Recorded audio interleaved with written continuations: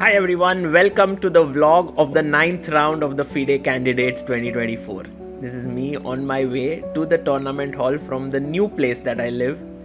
And this is one of the shots that I was very happy about. You see the FIDE logo, the two Indian flags. It was Prag versus Gukesh. And the way in which I take these shots is this way, with my phone, slowly and calmly. This was shot by Asim. So I like taking these montages. You get 10 minutes before the game for that. And I also enjoy seeing the crowd joining in there. You can see Prag's mother in the corner there. She's waiting for the games to begin. The crowds keep coming and going, and by the way, they are not allowed to carry any electronic gadgets with them, and also there's a delay of 15 minutes, so cheating is very difficult. And there you can see the team of Vidit. Every day they play a game in the fan zone. Vedika, Surya, Daniel, and then they go back. So they have their own routine which they are following. And then when you go up one flight of stairs from the fan zone, you see the FIDE shop, and some very nice items are here. If you want to take back something memorable for yourself from the venue, do consider going to this FIDE shop and getting yourself maybe bottles or mouse pad or t-shirt or hoodie. And there's also a small little exhibition of all the candidates that have happened from 1950 to 2024 in tournament format, not in match format. So tournament format like in Budapest 1950, Zurich 1953. We had then in, there were so many held, and each one has been described very well. I also interviewed Tan Zhongyi, who's now the sole leader, and she doesn't speak English, but she had a translator, Yilin, who helped me, and it was a very nice interview, I felt, which I'll post soon. Then I also interviewed Goryachkina, who hardly ever does interviews, and this one was in Russian and was translated by Anna Burtasova there. So I think that was two cool interviews I did. Nepo, who's the leader of the tournament, is coming out from here, and there you see him coming out.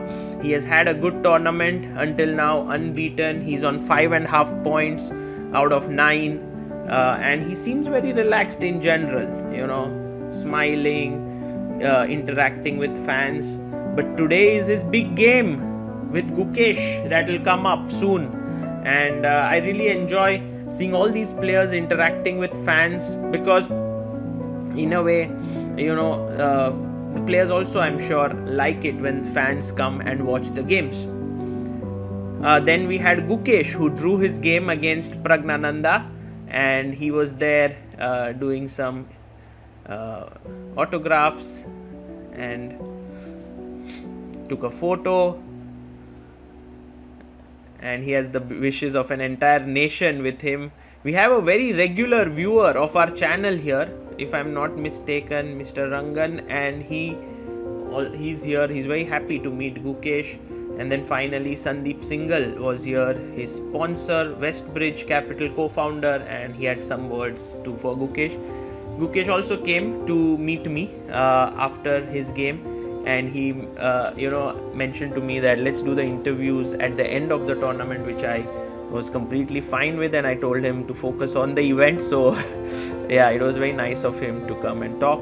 And then Gukesh left the premises, and there were so many people who were rooting for him, shouting there, and it's cool. Gukesh is one of the most liked personalities. He's currently in joint lead, and we will see how his game with Nepo goes today, and whether he can move into the sole lead of the tournament.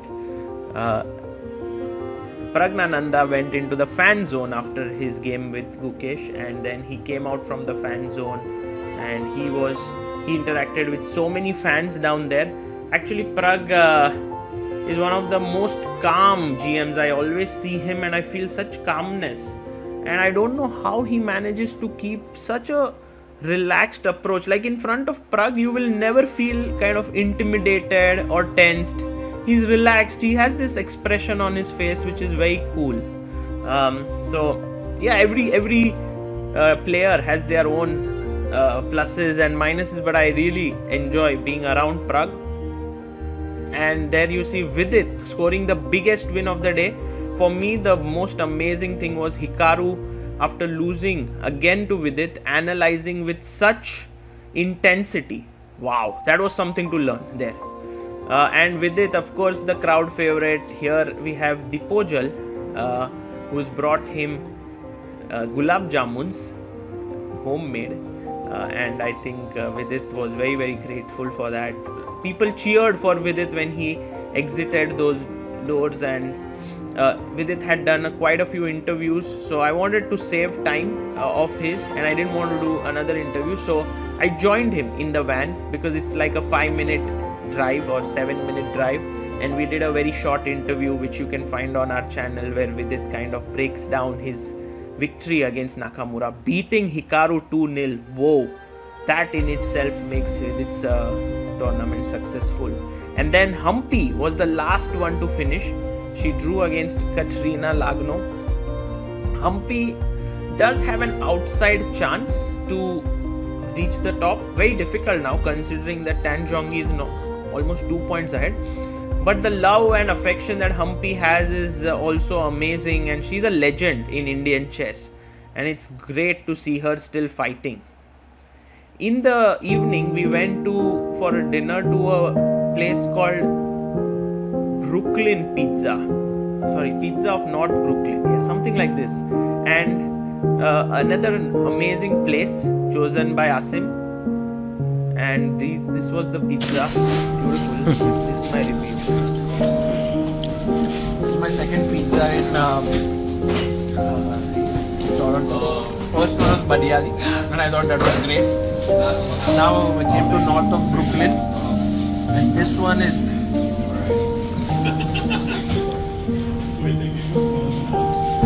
even better. What's your rating? I give 9.5 to Badiali. 10. Oh wow.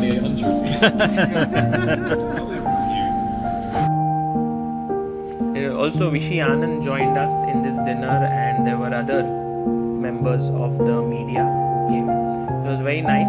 And I want to end this vlog with the picture of these 4 individuals who not only stayed back till all the games ended, but also stayed back to say goodbye to me. It was roughly like 9 PM in the night, and this is the love which the chess fans have, and I'm truly, truly grateful for it.